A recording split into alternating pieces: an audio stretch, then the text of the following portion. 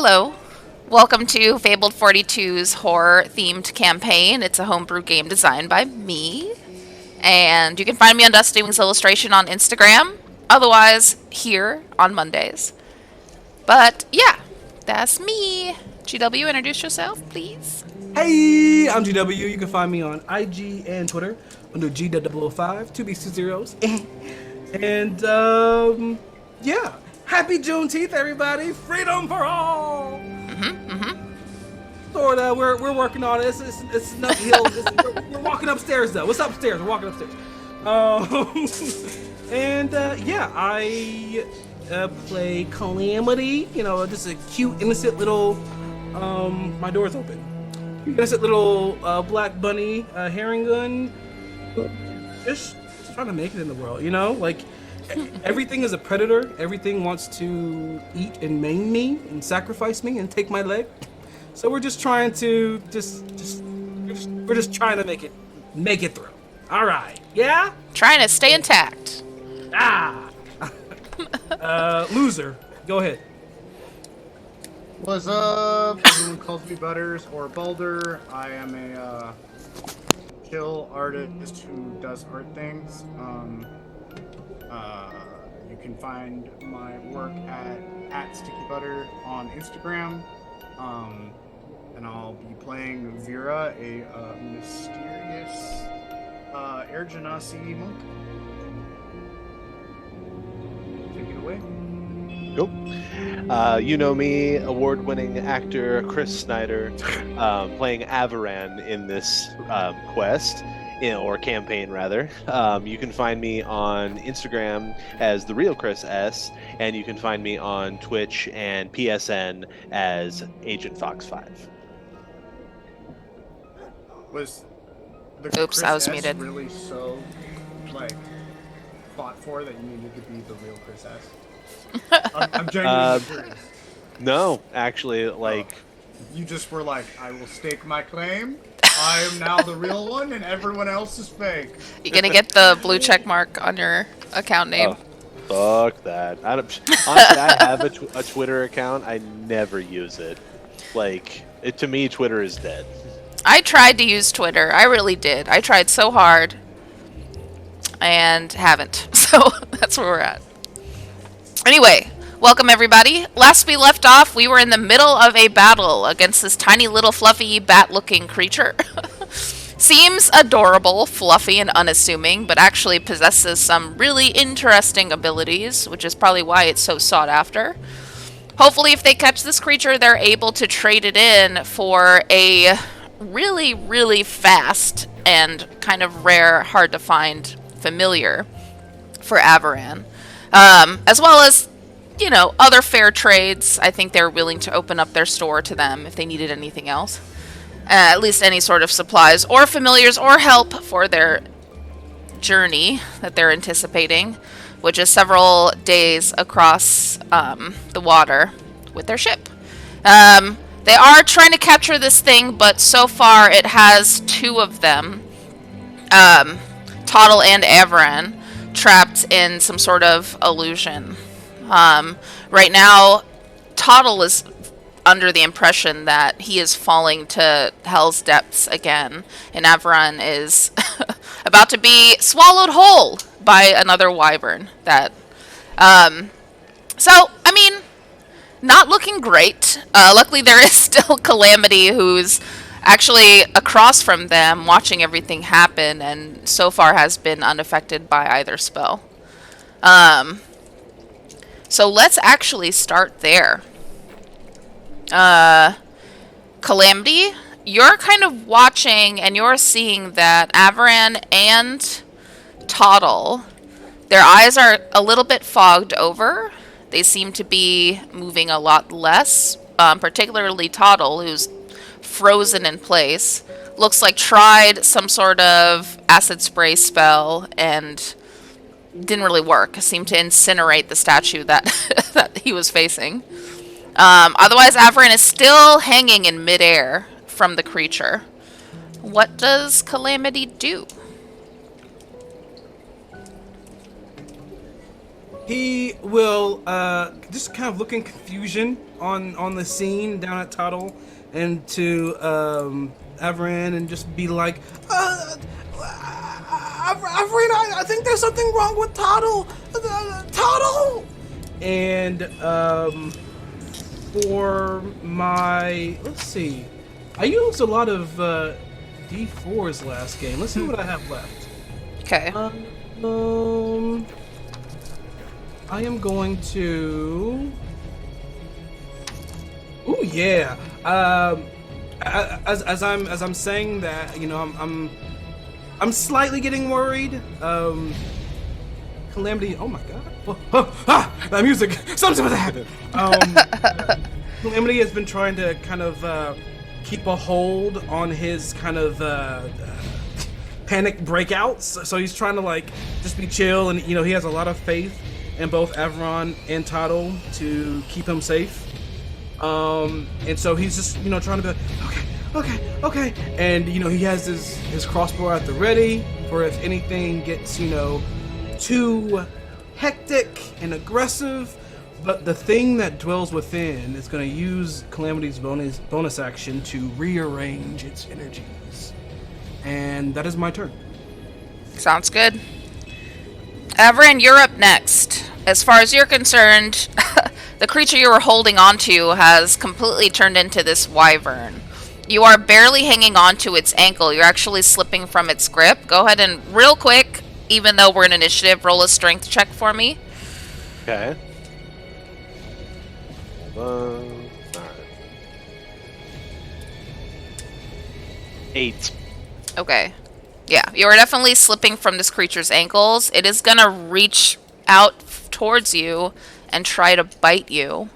And it kind of does. You feel like the grip of its teeth like sink into your midsection. It seems like you are still holding onto the leg, but it's starting to pull your body upwards, and you feel a searing pain around your entire body. You also feel the pressure of the jaws themselves. It almost feels like you're being broken in half as it's starting to try to pull you apart. Okay. Well, would Avaran remember what the goblin woman said about it using illusions and be conscious enough to think his way out of this? Like, you know, it's not real, it's not real. You would remember that, but let's see, you might be distracted by the stress of this bite, because it is a pretty shitty one. Go ahead and roll, or just do a wisdom roll, and let me know what you got. Alright, well, I I have to mean, pull up my better be a good D. roll, because I get +0 to wisdom. That was my dump stat. Oh boy. It's 13. 13, not bad. Yeah, you would remember it. You're a little... It's hard to break your focus from, like, being torn apart by this creature, but you do remember what she says. Okay. I am going to slap myself with... So I'm hanging with one hand, I'm going to slap myself in the face with the other one. To, like, snap myself out of it. Okay, I'm gonna say it hits, because you are slapping yourself. You can roll, like, damage. That's fine. Mm-hmm. Alright. Actually, my unarmed attacks are just a straight 5 damage. Oh, okay. Let me see if that worked. Hold on. Yeah, kind of. Go ahead and roll another wisdom save. Okay. Come on, Anne's dice, don't fail me now. 6. Okay. Yeah, nope. You just slap yourself in the face. Not too much has happened. You do, Okay. when you do it though, all of your attention focuses in on the pain of that hit. So for a second, you feel no pain across your body. Which might, I don't know, it definitely hints to you that this is not a real thing that's happening to you. Okay. Let's see.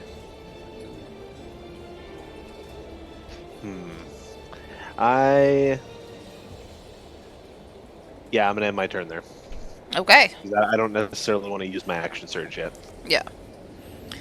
Toddle is not here, so I'm gonna act on Toddle's behalf. Toddle is falling. Let's see. I'm trying to pull up his character sheet though. 1 second. Sorry. 1 second. I can do it for you. Boop, doop, boop, boo. I can do Oh, it for you. do you have it open? Yep, it's in my face. Oh shit. Okay. Well, you already have it open. Can you go ahead and roll a wisdom for me, please? Sure. Just straight up. Ooh. All right. So let's see. Is this a wisdom saving throw for Toddle? Yeah. Okay, so that's gonna turn into that, and Calamity as a reaction is going to unknowingly kind of tweak the possibilities and give. Sorry. What? Oh, okay. Got it. Sorry. Continue. And Toddle will also. Actually, no. Toddle's gonna save that. So in total, 9 wisdom saving throw. Okay. Not too much is seen. Toddle is going to... Yep. Toddle is gonna continue to think that he is falling into hell. He is going to search for a gadget as the action. And wow, D&D Beyond on your phone is like fucking trash. Hold on. Right. We're not a sponsor of Wizards of the Coast, nor do we approve of some. But if you want to sponsor us, I'll say better things about it. Oh wow. Just kidding. JK. I definitely. Yeah, I mean, the roll was okay. I could totally do this. Toddle is going to use an action to tie a rope around one of his daggers and is going to throw it at something, like mostly forward. And let's see if the aim is good. The aim is not good. It's a natural 1.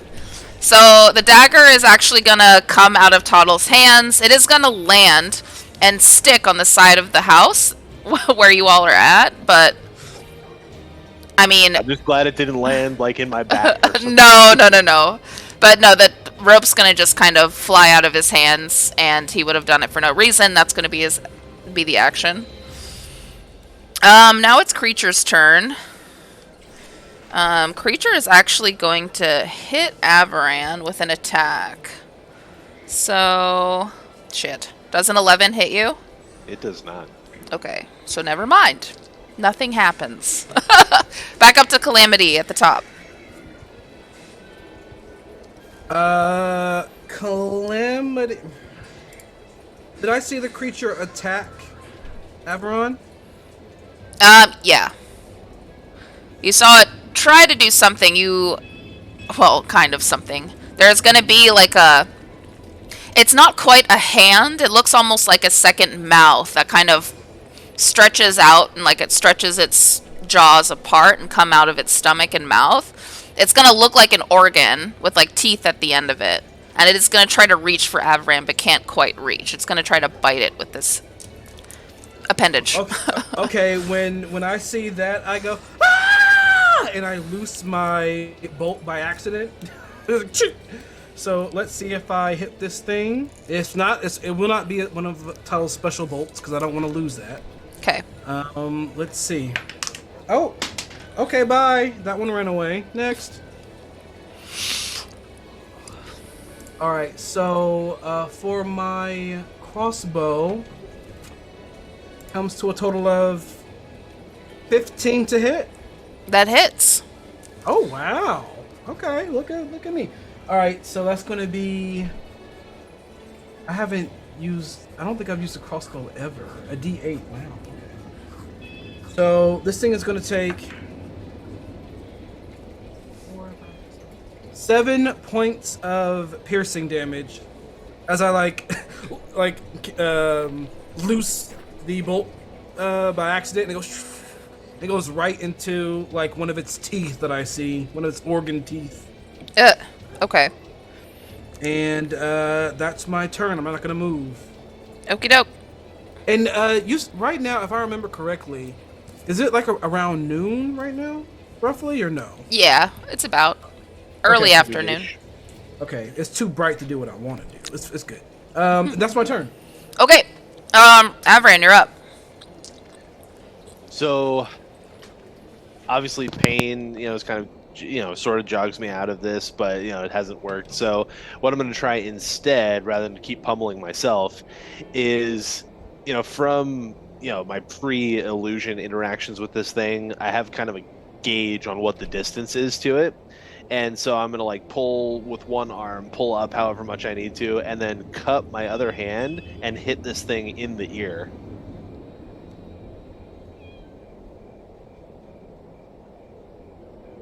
I can't hear you, Ann. Sorry. Roll to hit, but with disadvantage since you can't see where you're hitting. Okay. Let's see. Luckily, I have a +8 to hit, so... Nice. Alright. 16. That hits. What's Nice. the damage? For an unarmed strike, it's just 5. Okay. Oh, you did say that. At that, let me see if it can still hold this. It cannot! Okay, so it does break its concentration fully, and so... Avran, you can see clear as day, and so can Toddle. Awesome. Does that end your turn? No. Because I do get extra attack if I'm attacking the same creature, and so would I not have disadvantage this time? Yep. You have full normal. Not advantage, but normal. Cool. 23 on that one. Jesus Christ. Yes, that hits. I'm going to do it again. Just, unarmed strike to, cup strike to its ear. Okay. Just smack it in this little bat. Well, because I don't want to kill the damn thing. All right. Okay. Nice. Okay, it looks like it's getting super stressed out. Any movement or anything? I mean, I'm hanging 20 feet above the rooftop, so Yeah. I can't do much movement, I guess, unless I can like climb up the net to like go over the thing. You can try. Yeah, I'm not gonna though. Okay. So I end my turn. All right, and it is Toddle's turn. I'm going to go ahead and do Toddle's. Now that Toddle can actually see, he kind of like hits the ground for a second, touches the earth, like, oh my god. Okay. And then sort of recollects himself. He is going to start heading towards the rooftop as well. Let me see. What can you do? What you want to do? What you want to do? Ooh. Ew. I have a thing. Okay, actually, Toddle is going to move, I guess, to a better position. Where Toddle can actually see a little bit better. At least see where Avaran is kind of hanging. And is going to be almost directly below you now, and is going to use his action to create a net with one of the nets that was purchased from the store, and is going to sort of fashion kind of a net gun with the crossbow that he has. But that's going to be the action. And it's going to be Creature's turn.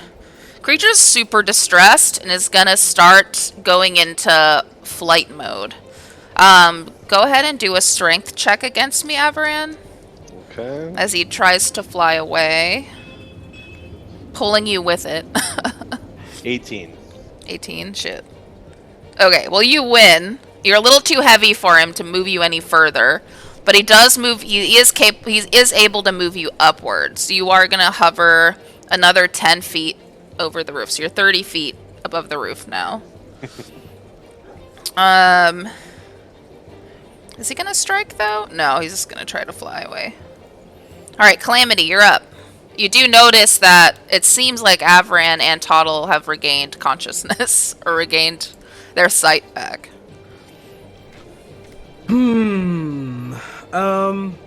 Has this thing shown its true face yet? Nope, it's still kind of miraging different colors.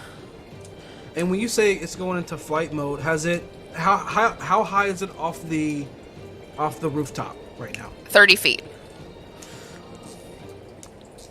Uh, The rooftop you're sitting on is a slightly higher than the mansion's rooftop, though, because you're in the larger duplexes. So compared to you, you're about 10 feet over it. Not over the creature, but to you it's 20 feet above you, not 30. If that makes any sense. Gotcha. Okay. So maybe you finally decided to take the plunge. Do y'all hear a British person talking? Sorry! Oh, okay. Hold on a second! I'm like, wait, is it me?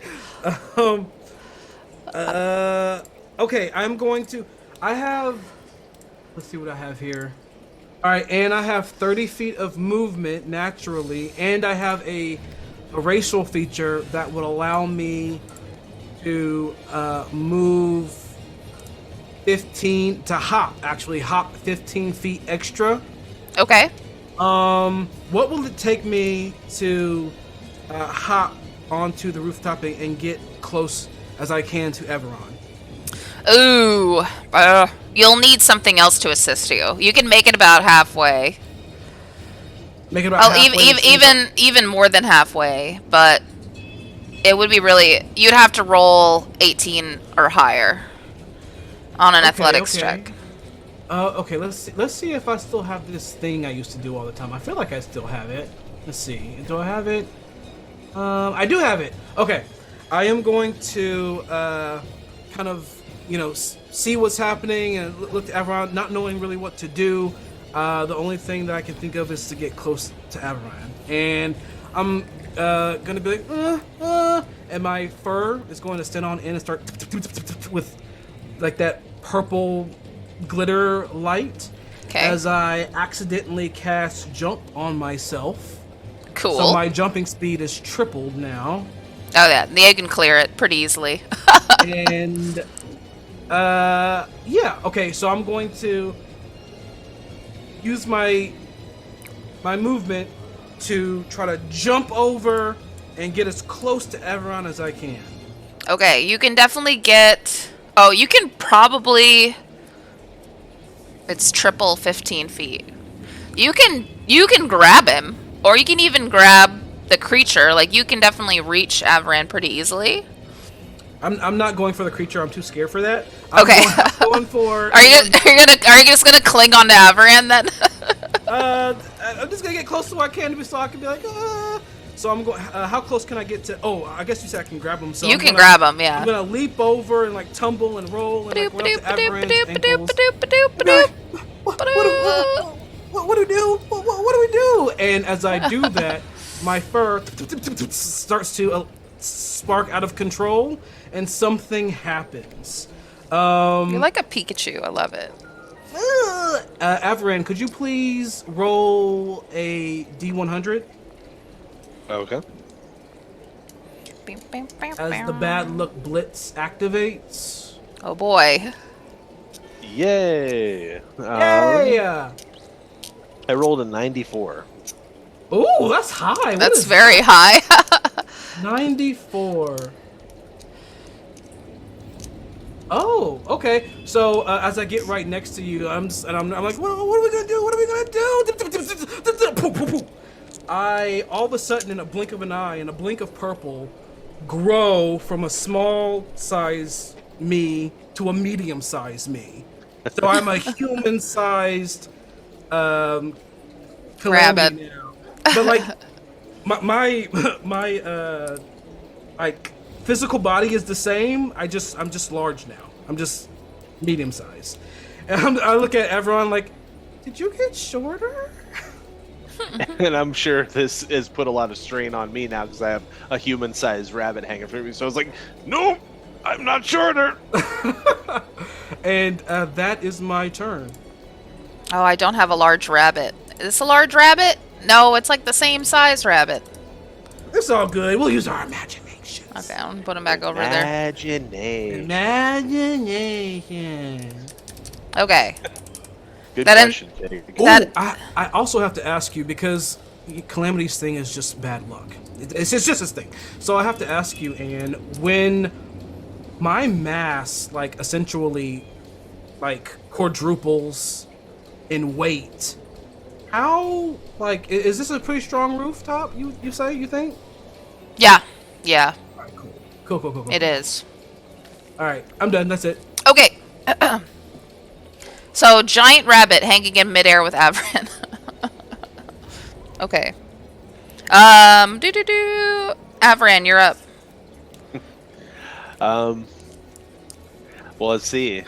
It's going to be a lot harder to pull myself up into striking range With a weighted with rabbit a on you. full size. I'm going to definitely try and do that though, because I just want to keep like hitting this thing until it's unconscious. Cool. So I will roll to attack. A dirty 20. Damn, that hits. So it takes 5 damage, Okay. and then I will use extra attack. Ooh, 24. That hits. And he takes another 5. Or it takes another 5. And since it's under a lot of distress, I will take that with extra 4 points of damage as well. Wow. Okay, so he is gonna start. Well, I'll get to that.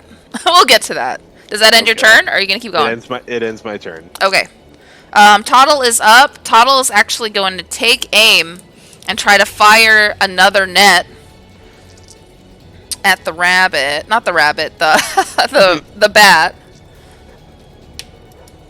Rolling to hit. And it doesn't hit. So sorry, Mackenzie. I will roll better dice from now on. Yeah, I mean, it goes and completely whiffs. It just goes right above all of you. So you just see this net kind of like start to twirl on its own and like cast itself out. But then he aimed too high, so it missed. That is going to end Toddle's turn. It's going to be Creature's turn.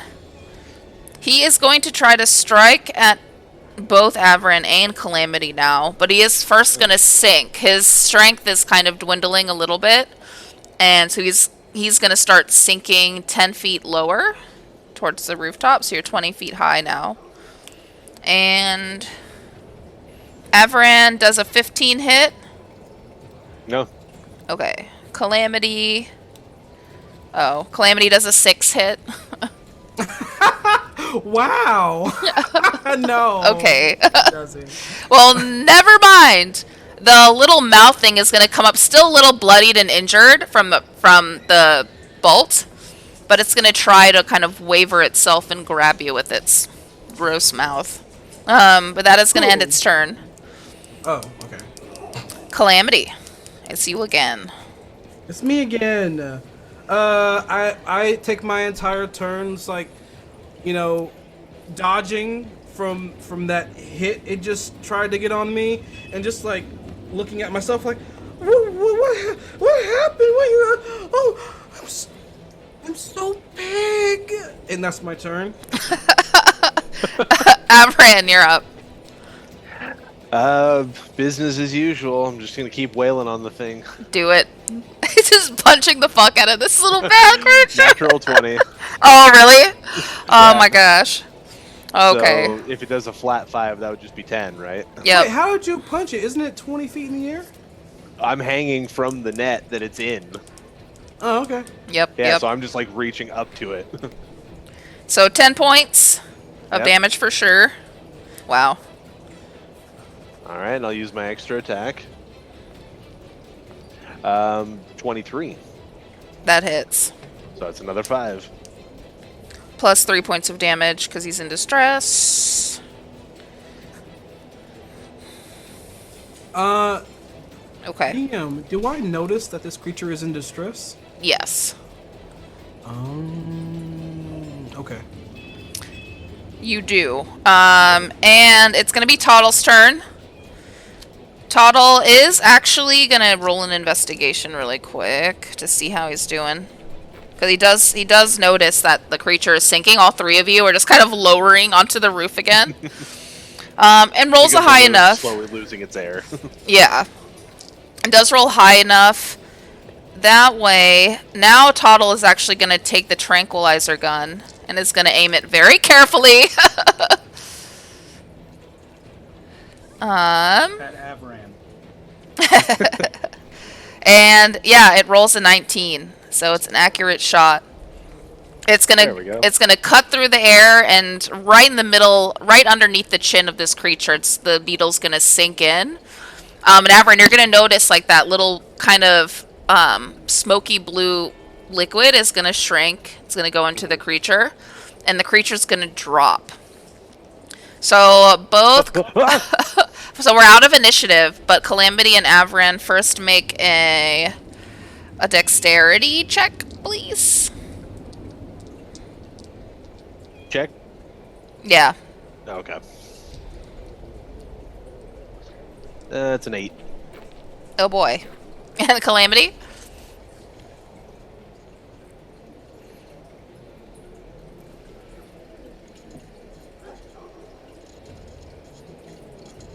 Sorry, I was muted. Sorry.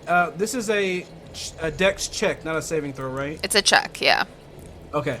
So that, it's gonna come to a total of 9. 9. Okay, not great. Nope. You both are going to take... Well, you're like... No, yeah, you're still like 20 feet above this thing. You're both going to take 3 points of bludgeoning damage from the fall. But you are going to land flat on the rooftop. So you both land here. And the little creature is going to kind of fall flat right in front of you in the net still. And he's going to be just passed out. You're going to see the mirage of different colors and different textures. Looks like he's made of stone for a minute. Then he looks like he's made of wood. Then he's going to sort of melt into the rooftop and the tiles of the roof for a minute. And then he's going to, as soon as he loses consciousness completely, he's going to turn back into his true form. And he is going to be like a furry bat. So what he looks like. It looks like his arms are just like little tiny, not quite tentacles. Like there's no suction cups, but they're just kind of long, like little tendrily doodads. He's going to have 2 of them that he uses to grip things. And it is going to be purple. His skin's going to be purple, but the fur on his body is going to be like a crisp, pale white. And he has successfully been captured. Oh, you little bugger. Alright. Calamity, are you alright? I'm huge. How long does that last for? I don't know. Well, How did it happen? you're the one with the crazy magic, you tell me. Toddle! Toddle's gonna just like wave from the ground. Sorry, I missed! Did you get him? And I like hold the net up. Oh, we got him all right. And I'd like to do a quick, like, medicine check. I want to make sure that I want to try to stabilize this creature. I don't want this creature to, like, I know that. Well, actually, a tranquilizer dart. Yeah, I'm just gonna check. Check him over? Yeah, roll it. Check the creature to see if it needs any extra help. You know, physically. I don't want it to like bleed out or anything. Yeah. Oh, this is what my night is looking like. Okay, I accept it. That's gonna be a 3. I mean, he looks like a fuzzy bat. Looks like he's sleeping, but you don't know. Okay. Seems okay. He's not bleeding from anywhere, except a little bit more obviously from his mouth from the bolt. Okay. I think he's fine. I think the tranquilizer dart did it. I think he's just sleeping. Just to put Calamity at ease, since I see that he's kind of like uncomfortable about it, I'm gonna, put my hand on the bat and use 5 points of lay on hands. Nice. Sweet, sweet. There you go. I think he's feeling better now. So Yeah. let's say we get off this rooftop, go back to the shop, and be on our way. Okay. Yeah. So I'm gonna take Calamity's hand and kind of lower him down off the rooftop, so it's a shorter drop for him. Okay. Whoops. I totally dropped you there, but that's fine. Yeah, and Toddle's gonna assist and catch you as you fall, but doesn't realize that you're like twice his size now. And you're gonna land and flatten Toddle, and Toddle's gonna take 4 points of bludgeoning damage. Wow. And so I kind of wince at that, and so while I have the bat in the net in one hand, I'm just gonna try and like shimmy down the house. Nice. And I'll say you do that just fine. Thank you for subscribing. I can't. Gleekdon guy? Thank you.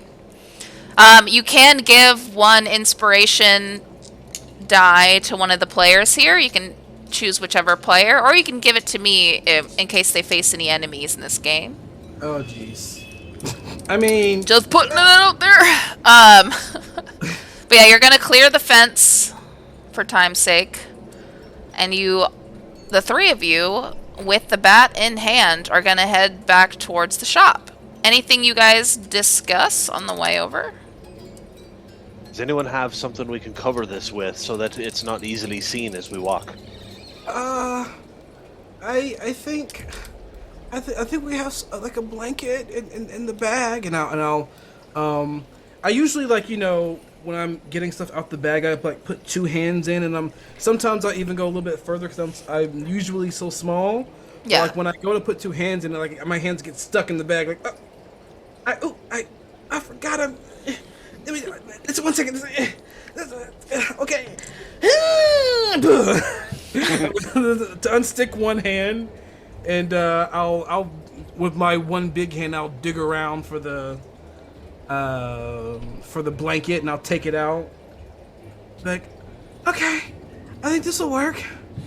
All right, and so thank you, Calamity, and I roll it around the already netted bat, just so that no one can see it, and then I kind of hold it under my arm as we go.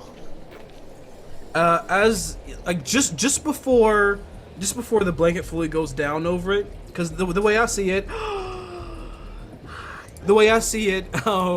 is like when you put a blanket or like a sheet over like a bird's cage, and the bird is just like, okay, I'm gonna calm down, I'm gonna go sleep or whatever. Before the blanket goes down, and I'm looking at the creature. The creature is awake now, right, or no? No, it's tranquilized. Nah, Okay. it's out for a while. Okay, gotcha. All right, then I'll leave it be. And as we're kind of moving along, he's thinking of what the goblin merchant said about catching this creature.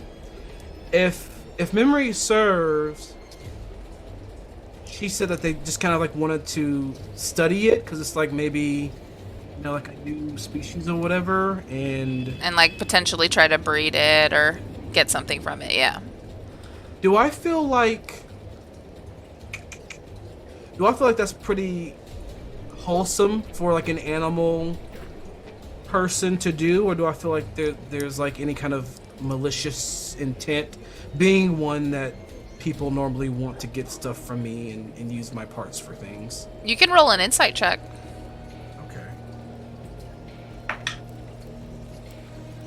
This dice is just, I think I'm gonna have to switch out, y'all. Dice jail. Yeah. I think I'm gonna have to dice jail it. Insight plus 2, 8. 8. I mean, it seems innocent enough. I mean, nothing really alarming comes to mind, but you're not really sure. Okay. It seems like at first, Everin, I was kind of nervous about it.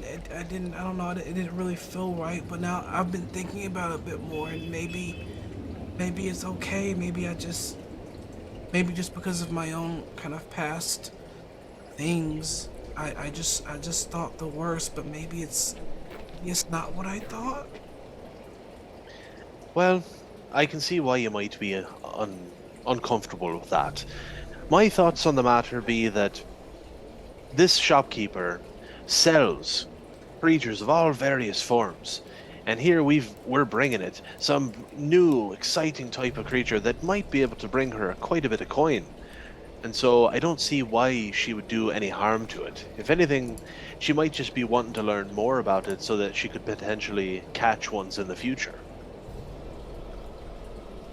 Okay, that makes sense.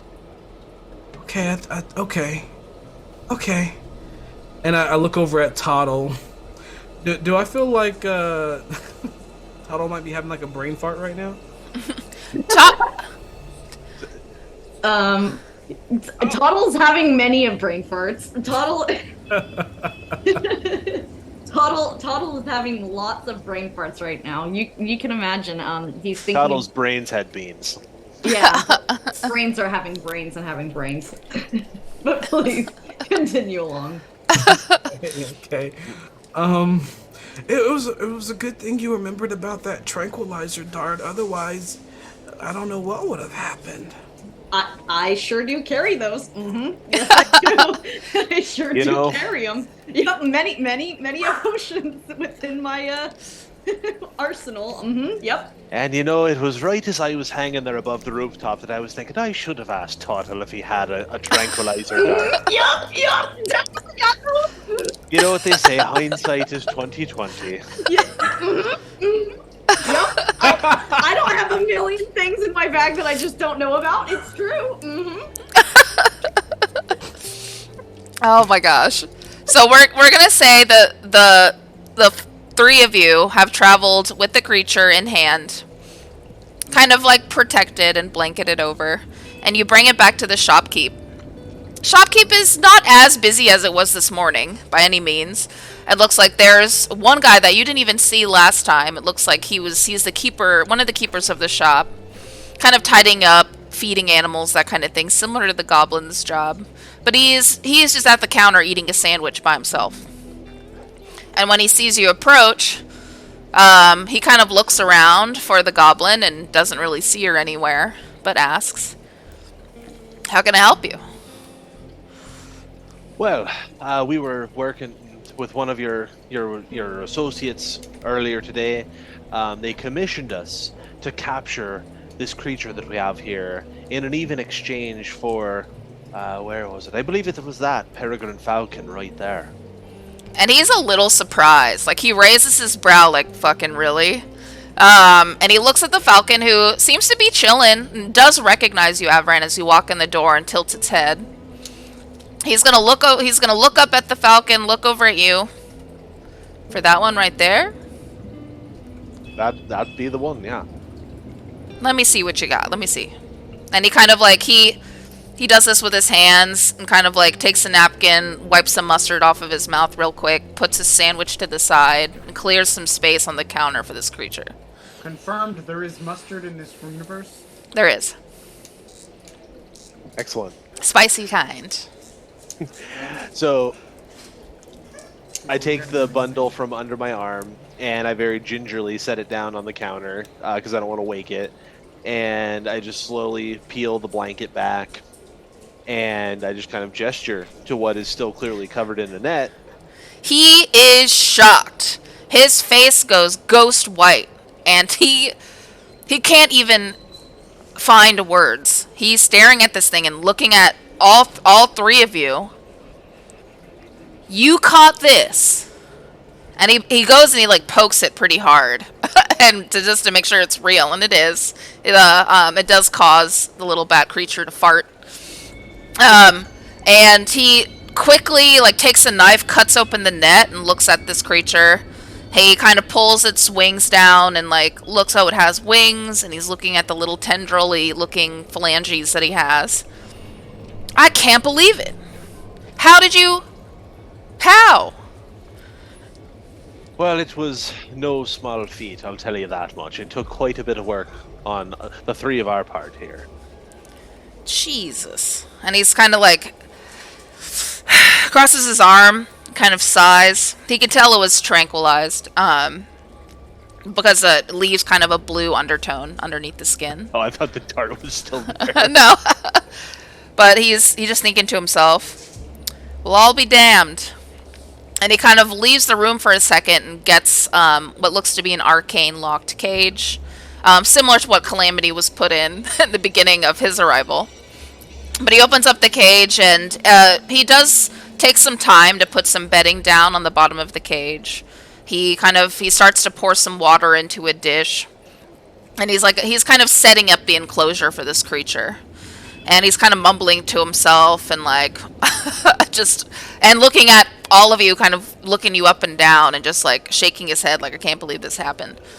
And as you're standing there kind of awkwardly like looking at him, he realizes you're just waiting on him. So he pauses. He does gingerly put the creature into the cage and locks it with the arcane lock. He takes the blanket that it was wrapped in and kind of throws it over the cage for now. And he's like, and all you wanted was the falcon. Which is funny because at first he's like, the tone has completely changed. Well, that was the deal that was struck, yes, but I have a question.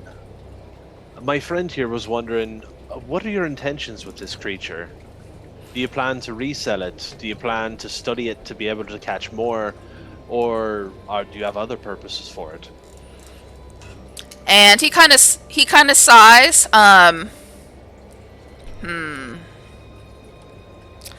Roll for persuasion, please.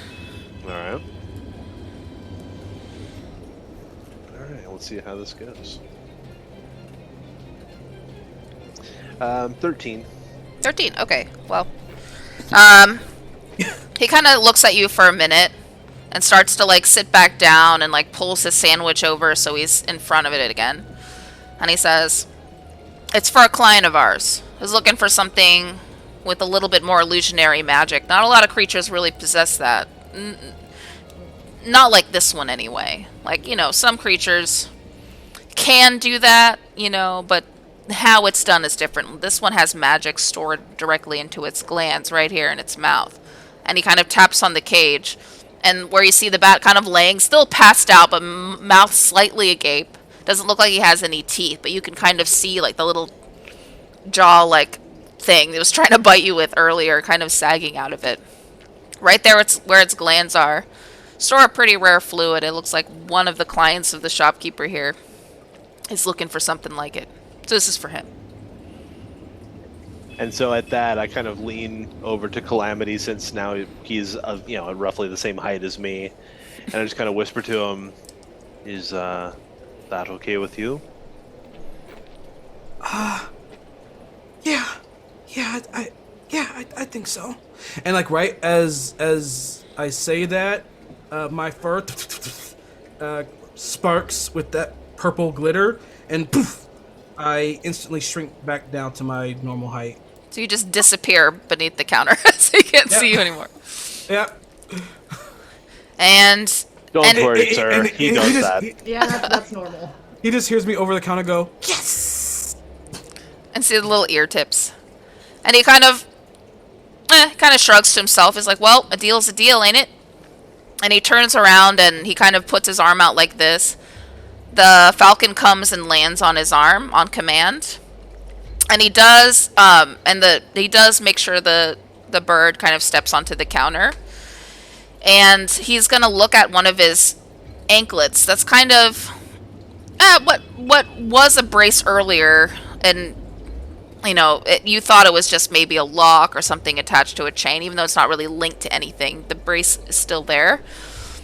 He's going to take a small key that he's already holding, and he's going to start to unlatch a lock that's on this anklet.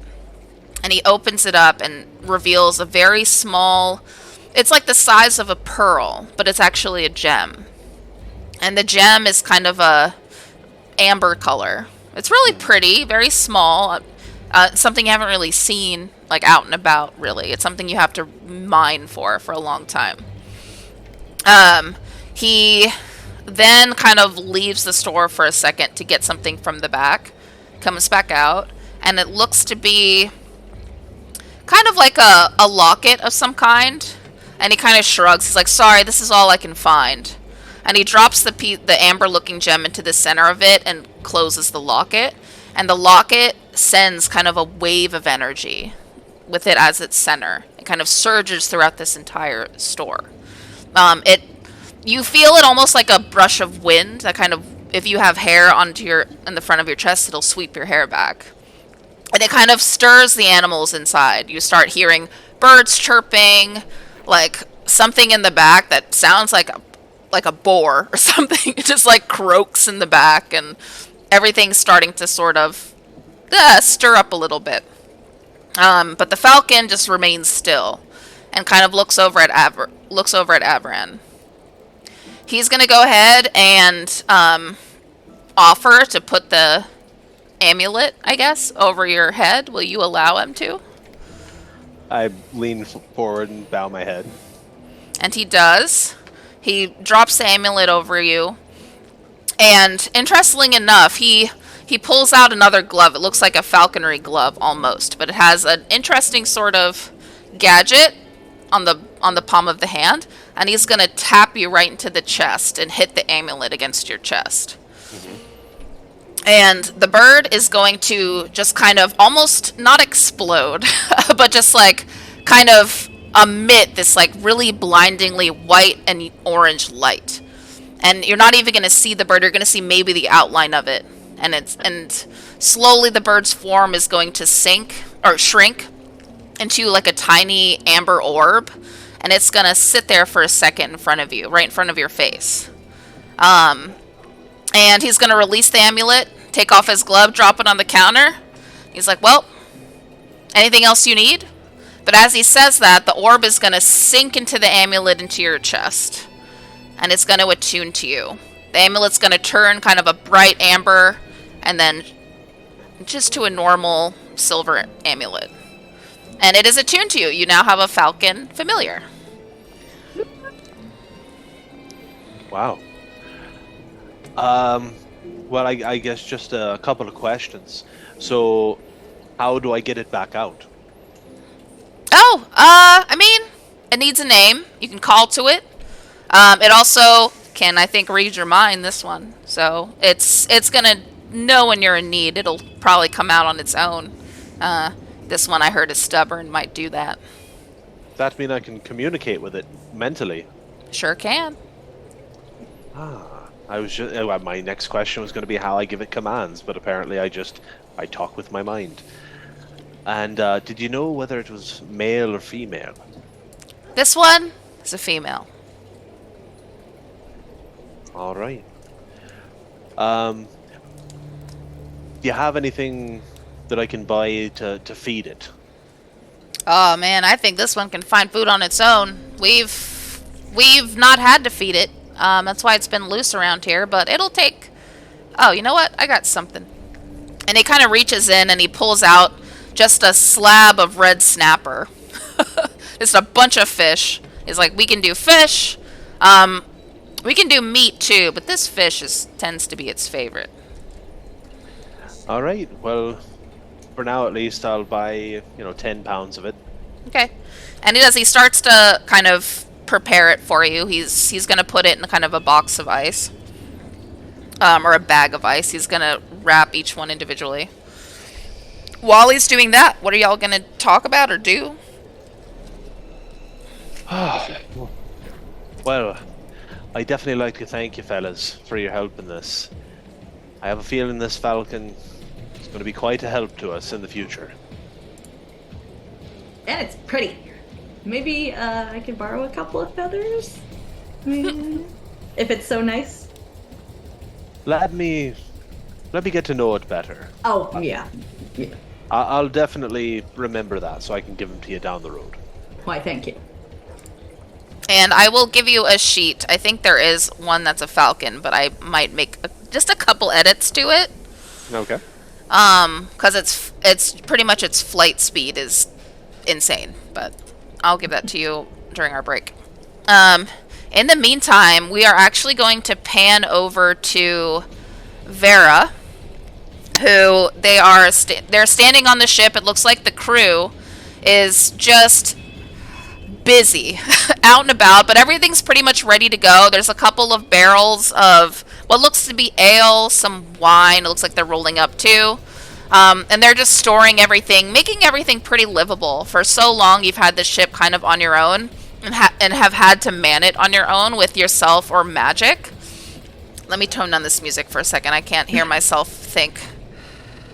And so, yeah, I mean, so it's kind of nice having a full ship. It looks like there are seats set up in different areas. There's some cots being set up below deck. And there is below deck. There's 2 stories to this ship below the deck. One of them is going to be used as a sleeping quarter. There is already a table there for food. But they're kind of making themselves comfortable. You do notice that rat creature, I feel bad calling that, that the smaller tabaxi saved or healed is also sitting there, I guess looking out into the water, and kind of just thinking about life, how he ended up there. You didn't really get a chance to talk to him yet, but the Leonin does approach you and kind of nods, holds out a mighty paw to shake your hand. Vera like gently takes it. And shakes it. Looks like we're ready to go here. Whenever your friends return, we're ready to set sail. But looks like there is a storm, so the sooner we get moving, the better. Well, it seems we have no choice then. We must hope their business ends soon. And Vera's kind of gonna look over at like the docks. Like, Are they coming? yeah, like one of these people showing back up. And he is going to be looking through. It looks to be a bunch of paperwork. Like he's holding one of the blueprints that you provided him of the ship itself, as well as a couple of maps and things. But he is going to look at some notes. I did receive a message too that there might be some trouble afoot offshore here. Looks like there's another island about 60 so miles away. We can approach it directly. We might have to move around it, though. It'll add an extra few days to the trip if we do that. What do you prefer we do? I think caution is always the best answer. This is a very precarious situation we find ourselves in. And he nods. So be it. And he kind of marks it on his map and he walks off. As he does, and as you see kind of people working around your ship, what do you do? You're just kind of gonna like awkwardly kind of stand behind people and like just, you know when like someone just like watches what you're doing, just a little movement technique. Yes. Yeah. So she's like, "Ooh, okay, cool, because she's actually never seen this many people.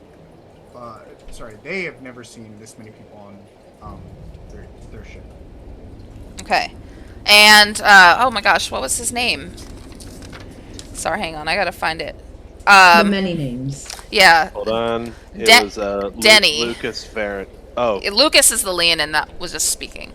gotcha. Denny is actually gonna approach you, and you're gonna know he's approached you from the sound of his mouth as he's chewing loudly. Another bag of chips from some different brand. And he's gonna peer over your shoulder. Hey Vera, what you doing? By how your crew operates. Sorry, what'd you say? I said I'm intrigued by how your crew operates. Is my sound good? It's a little low volume. All right. Denny's the real main character. I Denny and Denny kind of shrugs. Sorry, what'd you say? Yeah. What'd you say? Who, me? Yeah. I was just gonna say I think you have to get a lot closer to your mic, Butters. Oh, well. Well, Denny, Yeah, I'm working on it. How's this? that's good. Denny kind of shrugs and looks around. Hey, don't underestimate these crewmates, man. We got some strong kitty cats on this ship, including myself. And he kind of like looks off and kind of like side eyes Vera to see if like they're looking at him, and then it looks back out into the water. Vera very much is distracted by something else. And he kind of like shrinks and like his shoulders sort of slump, and he just puts and he like drops his hand with his chips in it. Well, you know, and he's like making it real weird, and he's still kind of hanging out with you, looking out into the water, blushing a little Kinda bit. like kneels her head down, or their head down, and then starts walking away. And Denny kind of just like sighs and kind of throws a chip in his mouth. And then he's going to sort of take a step back, and he's going to scout the captain's quarters. It looks like the door is locked for Vera only. Mm-hmm. And he's going to go ahead and roll Arcana check. And it's not very high. He does know it's arcane locked of some kind, or locked. And he kind of takes note of it and keeps walking, tossing another chip into his mouth. Just in case this at any point becomes relevant, my passive perception is 13. 13, okay. I'll let you know. But you didn't see that. Okay. And Denny's gonna keep going and help someone with the sail. And at that, we're gonna go ahead and take our first break. We're gonna come back in 10 minutes with some quick announcements. And then, yeah, and hopefully start setting sail. Thank you so much for joining. Go ahead, it's exclamation critical in the chat to enter our giveaway for a set of dice. So exclamation critical in the chat, write meow, and then when we get back in 10. So we'll see you soon. Goodbye. See you soon. Bye! Bye.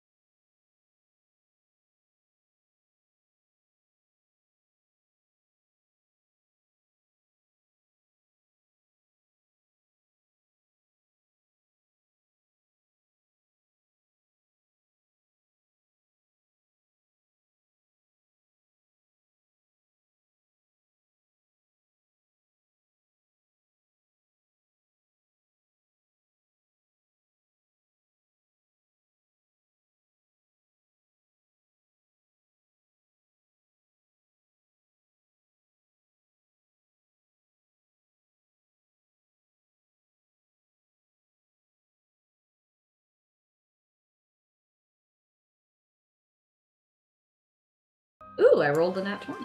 Hello! Hello. Meow. How is everyone? We are back. Let me know if the sound is working, but hope everyone had a nice break. Huh? Quick.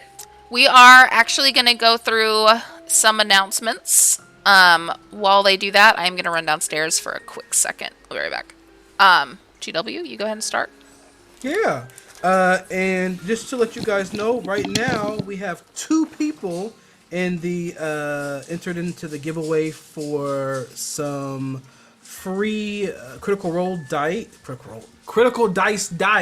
Jeez. That's a nice slip. Right now we have Mascot and we have Tig. So enter in. Now is the time to enter in. And as you do so, to give you time, thank you, Griffin Co. Griffin Co. is our longest time sponsor. They make amazing 3D printed works. Like they make minis. They make like spell effects for the minis. They make terrain. They make all the things. Go check them out. And they even make things like they do laser engravings and laser printings for like different products like what is it like Christmas ornaments and mugs and like Organizers for your all paint. the things. Check them out at griffinco.com and on checkout enter Fabled42 FABLED 42 to get 22% off your purchase. Thank you, Griffin Co. And while you're doing that, you should definitely check out our friends at Underground Oracle. They create 5th edition resources for both players and DMs alike. They've got their Cypher system in full swing with Harrow the Blighted Plane, which they describe as this kind of crystal punky fantasy setting in a fallen world. Really cool artwork. I would love the opportunity to play it at some point. They have free, stuff that you can get for subscribing to their newsletter. You can get Cipher boosters. You can get Cipher shorts, which are one-shot adventures. So just, lots of content. Check them out at undergroundoracle.com or at Drive-Thru RPG.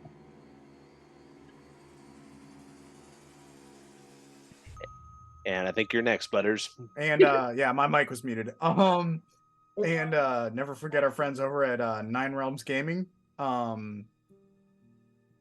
They make all their products from natural wood, and they just got a bunch of really cool just gaming accessories. When you do go and inevitably buy stuff, you should definitely use our code Fabled42 to get 10% off your next order. That's Fabled42, FABLED 42. And the website you're going to want to go to is ninerealmsgaming.com. My turn. Critical Dice, everybody. TheCriticalDice.com. You should go and check out the subscription service that Critical Dice has to offer, where you can get a different set of dice every month.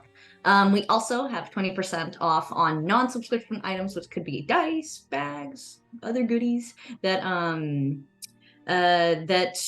if we no longer are lock-holded by Quebec. So that's super cool. TheCriticalDice.com. I'm not rolling with them today, but I usually do. Also, we do a giveaway, which we'll be announcing after our sponsor reads right now. So go ahead, at Critical in the chat if you want a chance to win some Critical Dice. They will be selected at random. However, they're all still super cool. So we do that every campaign. If you are interested, go ahead and visit the website to check out what you may potentially get in a giveaway, or go ahead and put in that 20% off if you're trying to make a purchase. And the link is actually below. This is something I didn't know. The link is actually below. So if you click that Critical Dice link, it'll automatically direct you to the website so you can get 20% off. So that is Critical Dice. And then for our other Fabled42 shows, when you're not here with us doing Crypt Creatures, we have on Wednesdays, it'll be starting off season 2 of Heroes of Solon with DM Jason. Excuse me, DM Colin, not Jason. That was in the past. That was Duke City. Yeah, that was Duke City Chronicles. Rip. But yeah, they're starting up their season 2. Gonna be A lot of fun. If you've been following on there, just as wacky as we are. Less horror themed though. So they are our Wednesday show, and then anything else we will announce potential things happening in the future. Who knows? I don't know. Shoot, I'm just a goblin, or not even a goblin. I'm a gnome. I don't know anything. So if you're interested in checking out all of our old shows, we also have everything cataloged on YouTube. It's for free. If we reach 1,000 subscriptions on YouTube, we'll do a big giveaway. So you should go over there and check out our old stuff and give us a subscribe as we upload there all of our archives. Thank you. And then I'll pass it back to Ian. Sweet! Again, it's exclamation critical in the chat to enter our giveaway. We're going to go ahead and announce the winner now. But yeah, check us out. And again, if you are subscribed to us already, you can give away 1 D6, 1 inspiration die to any of the players here to help them on their journey. If they don't use it this game, they can save it for the next game, or it will roll over. Who's doing the giveaway announcement winner person? Me. Words. So we have 7 on the list. Okay. We have, if I roll a 1, it's Mascot. 2, Tig. 3, Agent Fox. 4, Bacchus. 5, Butters. 6, Butthole Baron. And 7, Tails 911. Let me get my D8. If you have not entered and you want to, now is the time as I'm picking my D8. What color should I roll, guys? Orange, my favorite Purple. color. Orange. Orange. Purple. Orange, the best color. Okay. All right. Purple. Orange. Both. Both at the same exact At the time. same time. Okay. We'll do both. All right, here we go. Wouldn't that be funny if it's the same? Yeah, but If it's the same number, I'll tell a joke. But it's a dark joke. 7. 1, 2, 3, 4. Tails 911. Congratulations. Yay! Message Not me. Not rigged. Max. You said that's you? What? Huh? Oh. What'd you say, Ann? No. Message me. Oh, okay, yeah. Message our DM here on our Discord. I think you're in our Discord already, but just in case. Discord. Can I spell today? I did it! Maybe. Yay! If you're not in our Good Discord, job. hop in there. You're going to message Ann here, which in our Discord, your name is Crypt Keeper. Right. So she can get your deets. And we'll send you your dice. Congrats. Yeah. Hell yeah. All right, Ann, take it away. Well, I'm going to say well, let me ask you guys. After leaving the shop, or do you leave the shop? What do you do once you've gotten your prize from the hunt? Dude is still sitting there munching on his sandwich. You know, something just clicked in my head, the player's head, that when we first gave this creature to them, he was like, all you want is that falcon, and that's it? Mm-hmm. So I'm guessing that we can get way more. Does anyone want I'm to guessing you could have gotten. Could have, exactly. Could have. The bargain was struck. Oh, it's over? Fair enough. All right, cool. Yeah, Calamity has nothing else to do in here. I'll look over to the gang. Are we all set? Do you already have food for your new pet? Yeah, I just bought the fish from him. Okay. Oh, and also, sorry, I've been kind of zoned out. Sometimes I just do that.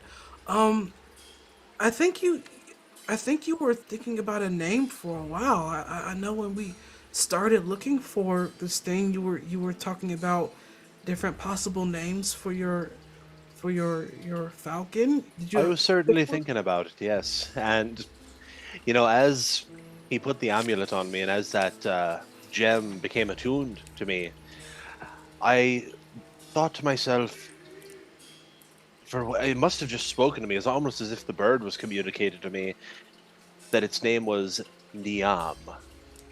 Pretty. Wow. Oh, It felt right. Oh, and by the way, Chris, from now on, you can roleplay as your own falcon. Oh, wow, okay. You have full Let's see control. your acting chops, buddy. No, I'm kidding. Be a All right, felon. let's hear a Time squad. to take flight. By the way, thank you to Mr. Slothman for suggesting that name. That was definitely my favorite of the ones suggested last week. It is really pretty. And the name was Brady. What was it? I'm sorry. Brady? Niam. Brady. Niamh. Sorry, I don't know where the hell I got Brady from. I don't know either. Good lord. Sorry. Brady. 80 for Oh, Brady. Brady. Brady the Burb. I like that name. That's a really good name. Oh, remember That's a Drac? good name. Aw. Oh, I do remember. Oh, I never got to know him that much. Maybe he can find us. Yeah, if you ever Yeah, go he back was to sick. that continent. Area. Yeah, that area. Poor And then guy. I still have the willow seed that is not named at all. It's just the willow seed. And It it's, is. Oh, no, now that I Does think it- about it, what's the name of your willow? I never named it. It's just the willow seed. It just does a funny jig every now and then. It just does a dance and it eats things. It's I'm having cute. fun. It does things. It's fun. And then I think you should name one. I feel like willow seed is a lot to say. I feel like you should, kind of give it a name and really, solidify your bond. I mean, I sacrificed materials for it. It was. I What don't does know. that mean?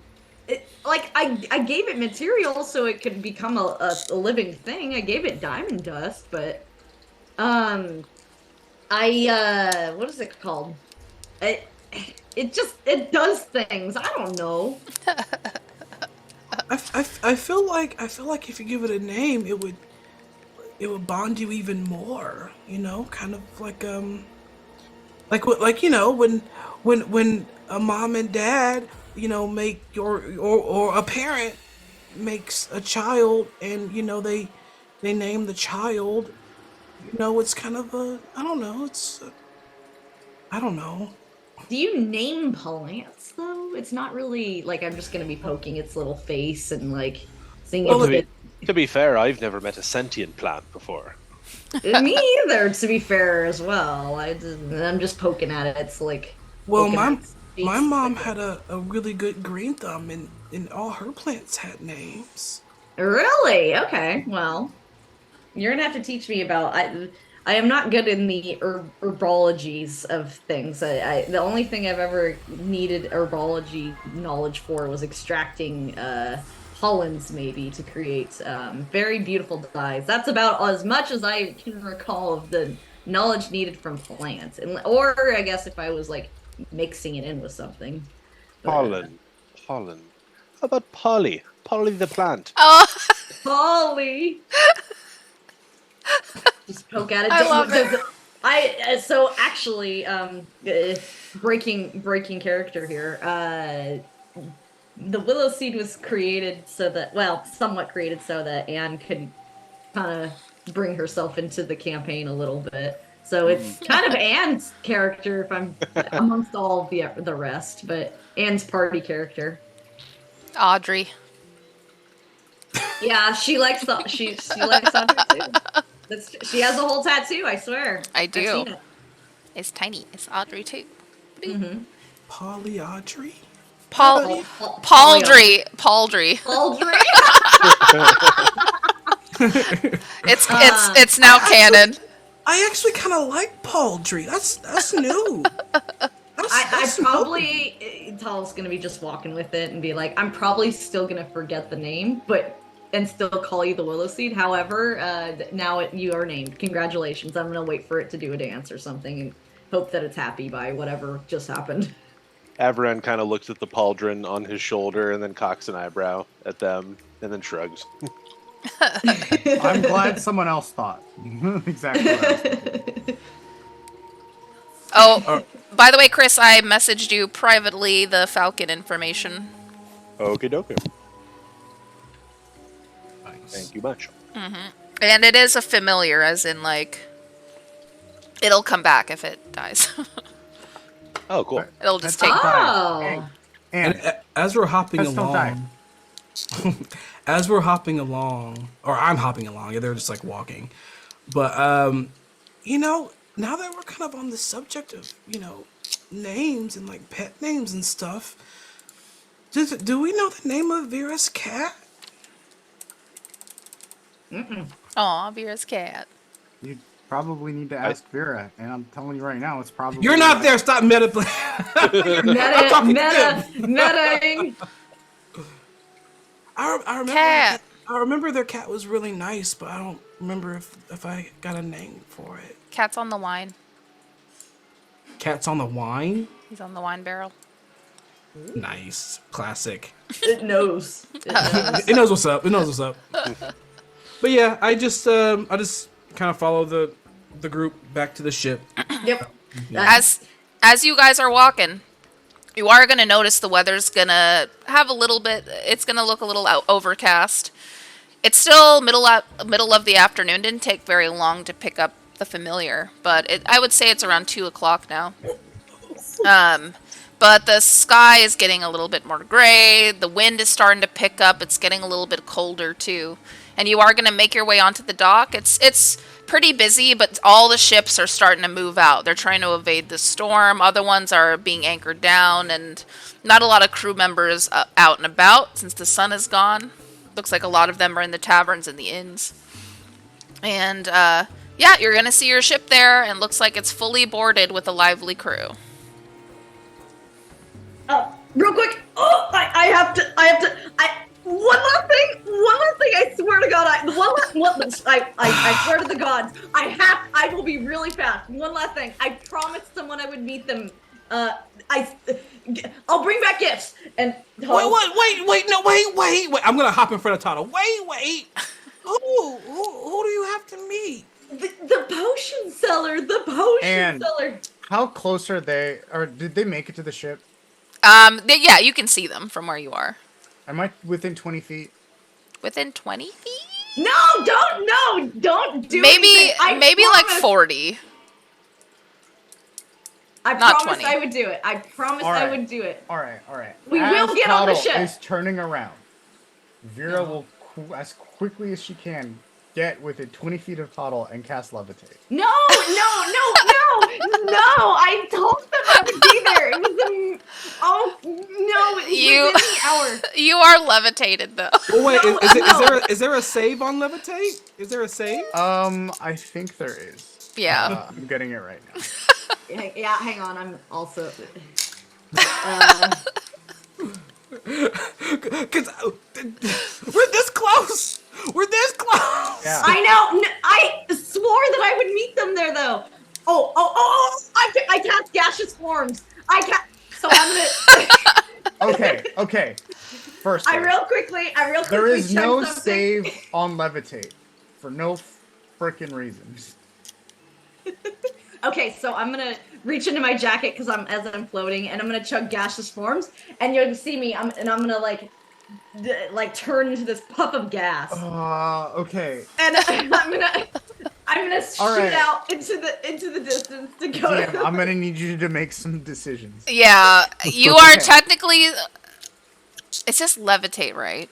Levitate specifically says target can only move by pushing or pulling against a fixed object or surface within reach, which allows it to move as if it were climbing, meaning you use the climbing speed. You can change the target's altitude in 20 feet in either direction on your turn. However, when Toddle drinks gaseous form, she is no longer a valid target for Levitate. Yeah. However, Levitate was already on the...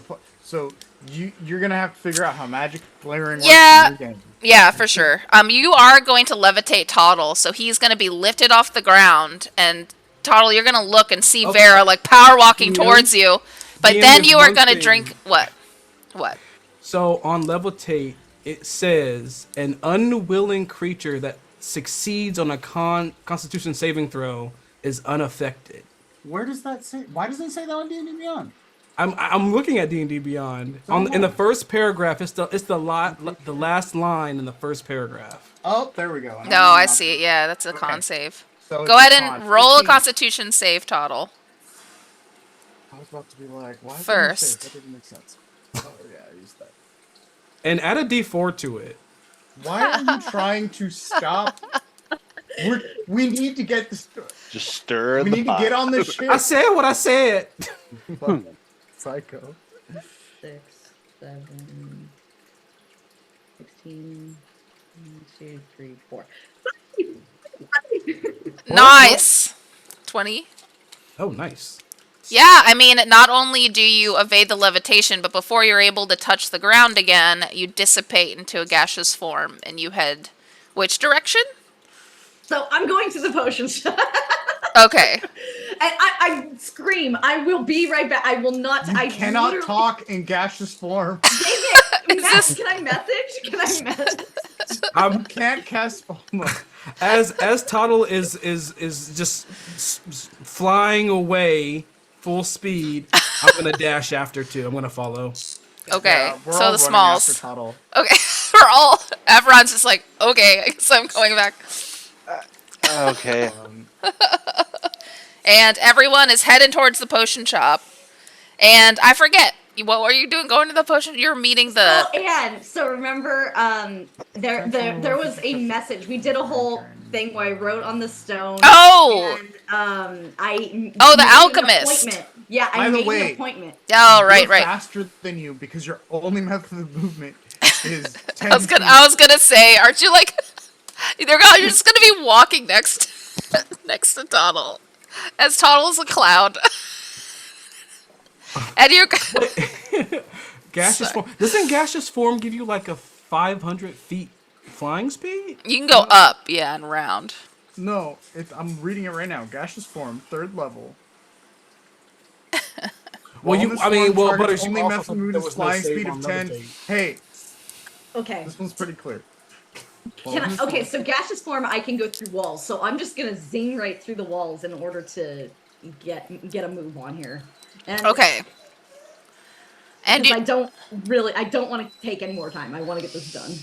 and as you do, you go into, and the shop is it's still kind of an open thing, but you do go there, and you see the freaking alchemist there, and he's staying there. He looks to be a tiefling, and he's gonna remind you of the other guy that you and Calamity saw, that offered to help you. It's gonna bring back that memory, but it's totally a different guy. He doesn't have just 2 horns. He has both of his horns kind of break off into segments, so it almost looks like antlers, but they're still like ribbed kind of goat horns. But they're really really beautiful, and they're kind of intricate as they go towards the back of his head. And he is gonna have. This is an Easter egg. He is going to have an emblem of his chest with the letter D on it for Denahi. And he is going to be a warlock type creature, and his robe is going to be kind of like a velvety kind of crisp purple. The phoenix is going to be sitting on top of his head, and I want to hug him. me too. And he's going to turn around and look at you, Toddle, in your gas form. And not say much. You're just going to kind of wave. Yeah, I'm assuming he'll know what I am, and then I'll just break concentration And appear before him. And be like, did I make it? Did I make it on time? And checking a wash that doesn't exist. And he rolls a coin from his pinky knuckle and shows like one of the platinum coins. He's going to say, "Thanks for the tip." And like put the money back into his pocket. How can I help you? Okay, Sorry, so- I've been tending to other business around this island. You had a coin that, or excuse me, not a coin. You had a potion for me that was supposed to be off shelf. Oh, we've got a few, and he's gonna kind of look around to the side, and the phoenix is gonna follow his gaze, and the phoenix is gonna fly off and land on one of the other machines, and then the rest of the crew, are you coming in as well? Do we have access to the shop from the outsides? I mean, Todd'll pass through a wall to go in there. Yeah, there is a door. Calamity will enter the shop. Okay. With Well- Avaran in tow. Okay. Same with Vera. And They're the he's squad. and he's gonna see kind of just everyone pile in. Okay, well, and he's We're gonna with the little fella. got it. Well, all right. He's gonna turn around and he's gonna make kind of a gesture with his hand, and you're gonna notice one of his hands is in the form of a gauntlet, but it looks like it's replaced his hand entirely. So it's very Anakin Skywalker esque, and it's gonna be plated with kind of a brass colored. Yeah, it's like a brass colored plated glove. But the glove is going to contain what looks to be like crystallized claws, and it looks like that's where the magic is going to be coming from.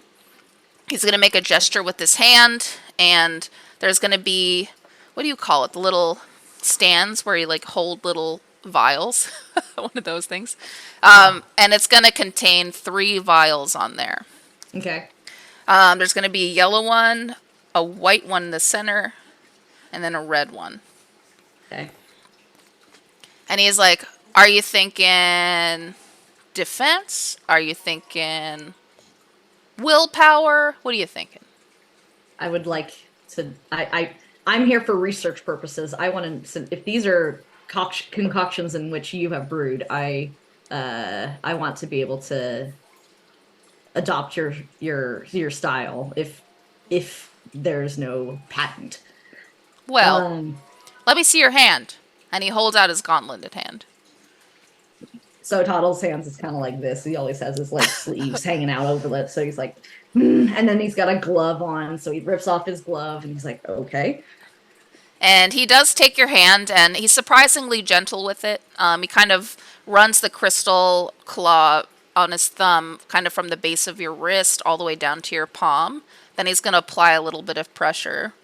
You're going to feel a little bit of warmth come from that claw, like magic is melting into the palm of your hand.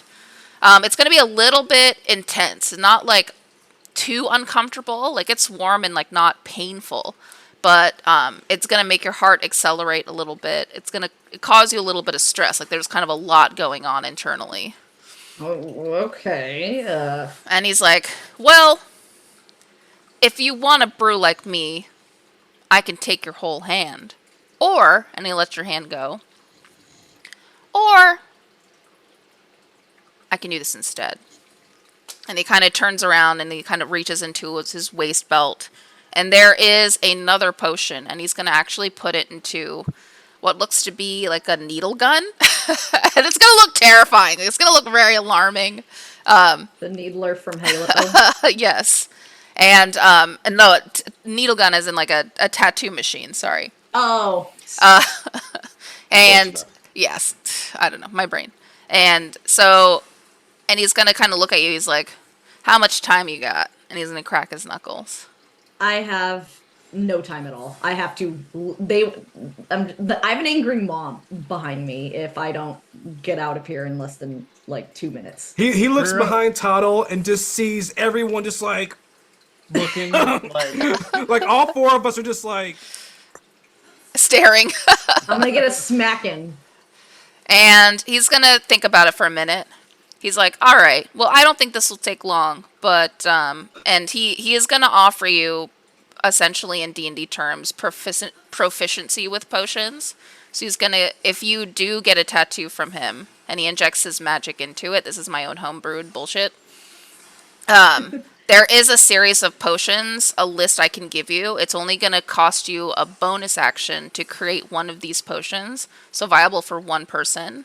But there's different tiers. So there's a couple of potions you can just make with any bonus action. Then there's a couple of them that take a full action, and then there's one potion that you can make, which I won't say unless you agree to it. That will take not only one but 2 full actions. I want that one. And it's upgradable. So as you level up, so does this ability. Okay. And that's what he has. Or you can just buy a shitload of potions from him. He's giving you the offer. I like that one. Yes. The tattoo? Yes. I like the one that's obviously kind of crazy. Yeah, the crazy one. It's pretty nuts. So he's gonna nod, and he's gonna actually bottle up the 3 potions, and he's gonna hand them to person in front of him, which is probably Calamity. And he's going to start tattooing you. He's going to tattoo a shape that it's very much, what can I call it? It's almost like a phoenix's head. So it's like it's the head of a bird with a very tiny beak and big kind of very ornate flowers on the back of its head. And he's going to it's not going to take him long. It's very tiny. He's going to tattoo it right into the palm of your hand. And as far as you're concerned, it just feels like a tattoo. The fact that it's on the palm of your hand is excruciatingly painful. It's like the most painful spot to get tattooed. I wouldn't know. But Yeah. but as this is happening, is there anything you ask him, or what do you say to each other? I have spilled lots of things on me. This hurts. This hurts a lot. Okay, so stuff is. I agreed to this knowing nothing. Wow. What? Why? And that is it. That is all I say. And he kind of laughs to himself, and I mean the hand that was once tattooed on him by his like warlock, whatever potions keeper guy, the hand was removed, and so it's a gauntlet now. But he's tattooing, and he's kind of laughing to himself, and he says to you that he had an intuition about you and about the message, and there are things that he might know about a potential prophecy or a potential kind of just rumors around town. He knows exactly who you are. My legend has creeped this far. Great. Yeah, and he pretty much, just for brevity's sake, saying all this is what he's saying. He's pretty much, he's not saying it outright, because of the situation, but he is kind of insinuating that he's on your side, that he wants the war to turn the opposite direction, like it has started to, okay. and this is how he feels like he can help you. Sir, what is your name? Sabriel. Oh my god. I'm getting that after. I'm writing it down. Thank you. After the book. Is this where you stay here, or are you traveling? No, I'm taking residence here just because here's pretty safe. Good to know. Okay. Ow! That's it. That's all for me. And as you do that, he does release the needle, and so the pain stops pretty instantaneously. It still feels like a really terrible sunburn, as I'm sure you know. But he's going to start putting the gun away, and he's going to nod, and he's going to say, I'm not going to say it in roleplay because we're running out of time, but it's going to take a few days to attune to you, this tattoo. You're going to know it when you feel it. And the potions, what you can create, totally depends on you as a person. So I can't tell you what the potential is, but you'll know it as you see it. You'll feel it, and just trust your instincts. And I'll send you a list of the potions you can make. Thank you. Thank you. And Tuttle's gonna be like, okay, we were a little I'm walking towards the rest of the group and be like, okay, hello, I got a tattoo. I think I suffered. Let's go back to the ship now. And kind of being like, this is my reward for doing that. Yeah. And looking for shame. And Calamity, before you leave, he's gonna point at the yellow potion. He's like, this is a superior here. This is in D&D terms, but we'll just pretend he has names for these. He's going to be like, this is a superior healing potion. It's the yellow one. The white one is Potion of Heroism. And the red one is, what's the Giant Strength one? Is that what it's called? Giant Strength? Just called Giant Strength. Yeah, Giant Strength. Okay, yeah. Yeah. That's the red one. Neato. His gifts to you guys. But as soon as do you ask him anything before you close the shop? Nope, we gotta go. Okay. And as I'll spit out one thing as we're leaving. Which giant for the potion? and he is like almost wants to answer, but it's like, nah. And then as the door closes, and And for a minute, it looks like a brand new, like he just shut that door. It's a big steel door, but it almost feel like in an instant, like if you blink and look at the door again, it's gonna look old and decrepit, like the shop has been there and been abandoned for tens of years. And you are well on your way towards the ship. Now we can get on the ship. I am. There, you grab one, I grab the other. Vera grabs one of her arms, one of his arms. I grab Calamity, and I just start booking it for the ship. Wait a minute. Calamity is just goes like kind of like limp dog, and this is just confused, like. Okay. And as you're running towards the dock and hauling ass, you're gonna see the ship there, and you're gonna see the tide pick up. The waves are kind of crashing against the sides of the ship. The ship is really just kind of rocking back and forth. You're gonna see Lucas kind of pissed off at the front of the ship, like, oh, with his giant arms, just like, hurry up, and just waving you back onto the ship. And you guys. When I get close, when I get close to the ship, I kind of toss Calamity up onto the deck and like leap to the closest rigging and just like climb up really fast.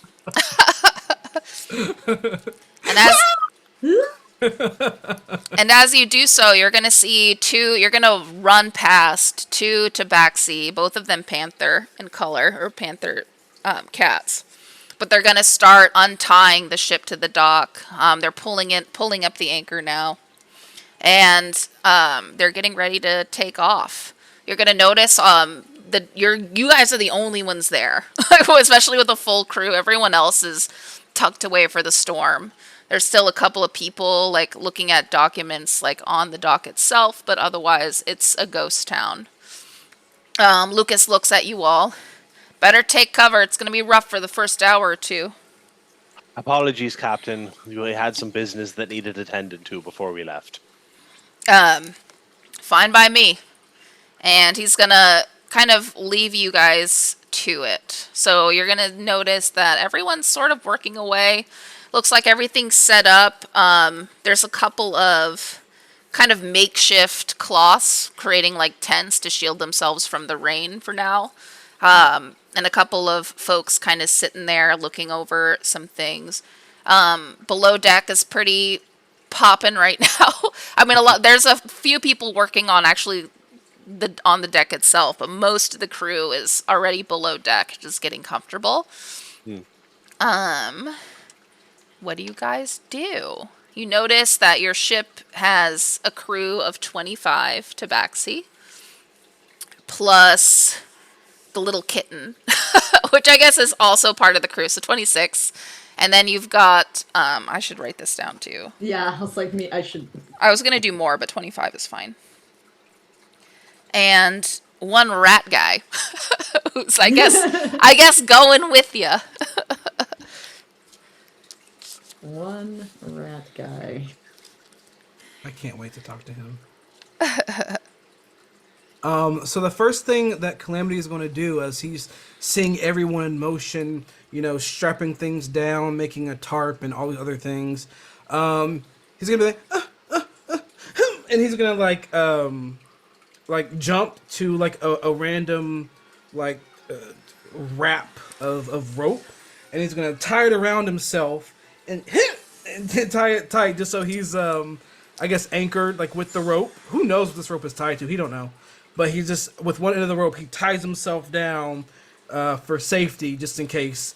And he goes, okay, I'm ready.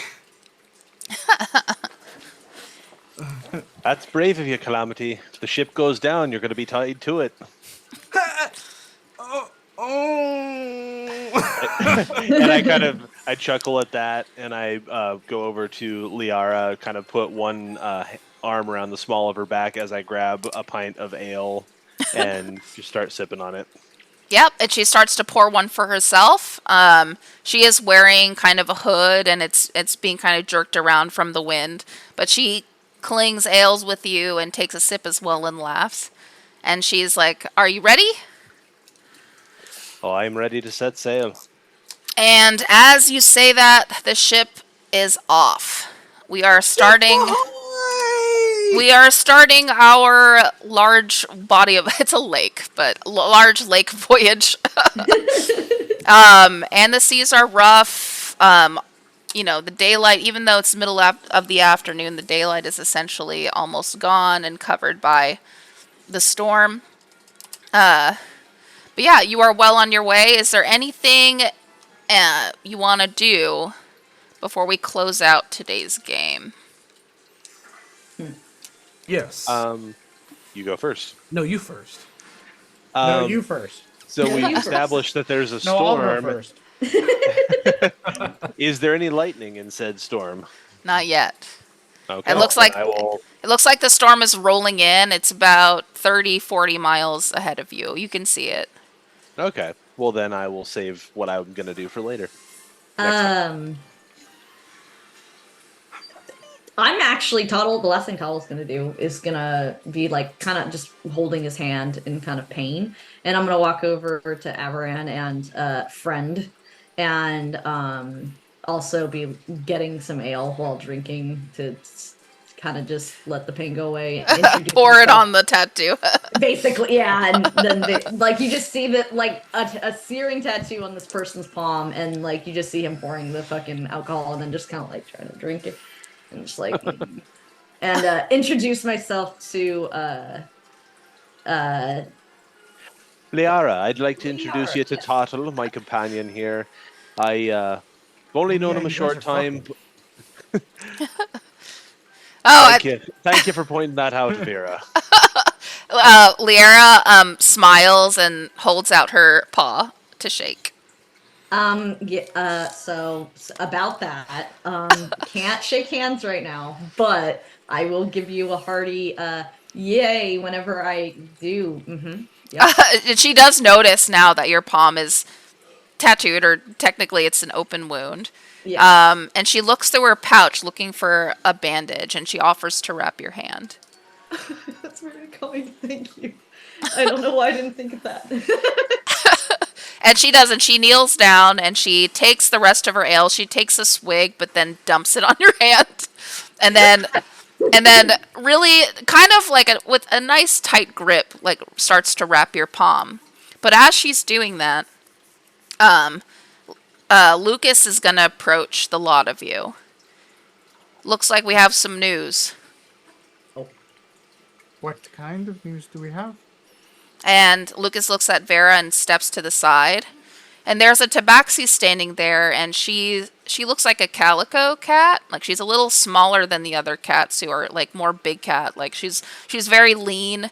She has a lot of fur kind of on her neck and chest. And she has one blue eye and she has one brown eye. And she looks to be like a monk of some kind. And Lucas kind of lets her step forward. She's very shy to approach you. And he says, This is Sierra. Sierra's been with us a long time. Is a cousin of mine, actually. And she has visions sometimes. And she does foresee... How about you explain? And then she kind of shakes at that. Like once she's put on the spot, she kind of bows her head down and is looking at the floor as she speaks. But she says she foresees something that's coming after you. And it's going to catch them in 2 days' time. And there will be death. Coming after who? And she lifts her head and she looks at you with her like sapphire icy blue eye and one brown eye. It's a little bit duller than the other one. And she holds out her clawed hand and points at you. You. And that's where we're going to go ahead and end our show for tonight. Thank you so much for watching. I hope you enjoyed. My goodness. Okay. I have questions. Many questions. Sorry, Leo. Scary warning from Pretty Cat Lady. But, yeah, we'll see what Coming for you. pretty much. And we'll see what that message means in more detail in our next game. But yeah, only one giveaway for today. Thank you so much for joining. We'll go ahead and find out. Here's Beerus. He's also in this game, but we haven't met him yet. Um, Wow. He's the ship's cat. he's a ship cat. He's Yeah, Vera's he's cat. the god. He's the god. Yeah, he's the god of cuddles God and of being god of Pluto. food and being merry. Maybe me. Y'all, I seriously thought about keeping that magical bat for like our like. I thought about Right? it. I thought about it. I He'd did be think useful. I really wish you rolled a higher insight check though, just cause, or in persuasion. Yeah. He would have told you who it was for, but we'll never know. Haha. Anyway, Maybe, Damn it! maybe if we return, we can casually ask. Some places we have to casually return to. I don't know. Maybe it's someone you know. Exactly. Interesting. And I was gonna ask if like this was another monk of the Lady Shar, like Vera, like a monk. Interesting. might be. Who knows? Probably You know, not you, though. you know this crazy cat. Yeah, she has scary dreams. Maybe me. While I look for who to send the raid to, why don't you guys talk about your favorite thing about tonight or something? Go I for it. got to actually say some words. Yay! You did Vera your was voice there. Acting. I mean, it's been what, a month since Vera last spoke? Pretty much, technically. The voice acting training has commenced. Yes. To remember how to speak again, right, Leo? I was so intrigued. I should not be talking. I should be looking right now. But I will just say this one thing. I was so intrigued by our last conversation that we had, like off. I think it was off camera about like voices going from like feminine to masculine, whatever. And I looked up some videos, and I was kind of shocked. I was like, oh, interesting. That's Yeah. I'm still working on it. Well, I mean, I wasn't like pointing at you or anything. I just found that conversation interesting to like know, like the change in tone or whatever, so you can like sound like any gender or genderless. I thought that was interesting. I really want Eric to voice Lucas so badly. That would be Right. sick. His torque voice would be perfect. Incoming guest sponsors. Or Yes. I want to guest hear him speakers. do a kind of lion-like voice Yes, with like a deep rumble to it. he could do it. I know. I tried to get him on a Monday. I was gonna say that's toughy. Yeah. Let's hope we keep some of the crewmates alive. I like some of these folks. We have many a guest folk that could jump in and do fun thing, huh? Yep. It's like cats on a ship. Cats. As opposed to Oh, this will snakes be on a fun. plane. Snakes on a plane. There's so many fun things I want to do on this ship, y'all. Oh, I'm boy. still trying to like So Me much. too. process the fact that you were like, oh, I need people who are gonna love being on the water. So I'm gonna pick the one race that's probably the least psyched about being in water. Who just happened to be looking for a boat. Well, tigers love the water. It's true. Yeah, that's true.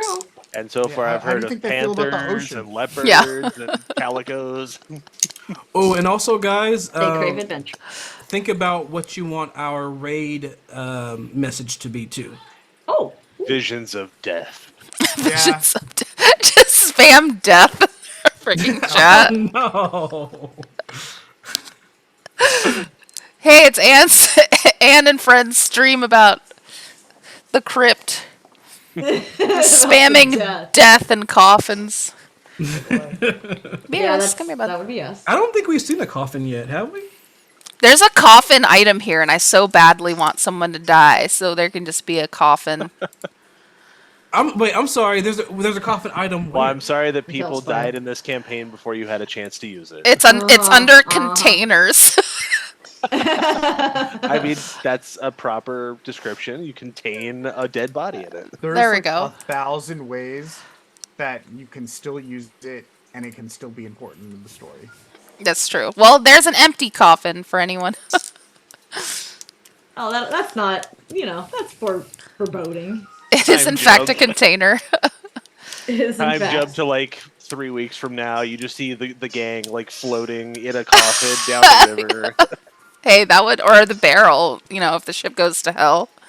Mhm. Ever roll so badly you pooped someone else's pants? Come raid with Fabled 42. I like that. Who has I pooped also my like that. pants? Uh, All right. Well, since we wait, did we decide on something? is there a coffin emoji? Yes, there is. Maybe. Yes, there is. Well, once you have that message written out, so we can copy and paste. I know who we're raiding, but I'll wait until we're ready to press the button. Okay. Perfect raid. Wait. Raid. Ooh, that was ooh. All right. Look I at don't me. have the coffin Power talents I didn't emoji. even know I had. I got this. Hang on, wait. I'm skilled. Can we just I speak leet speak. Can we just spam Bob Ross? I don't know. Okay, so we're doing the coffins. Got it. Visions of death. There you go. There's We're your doing it. message, All right, everybody. everyone. That's my job. That's my one job.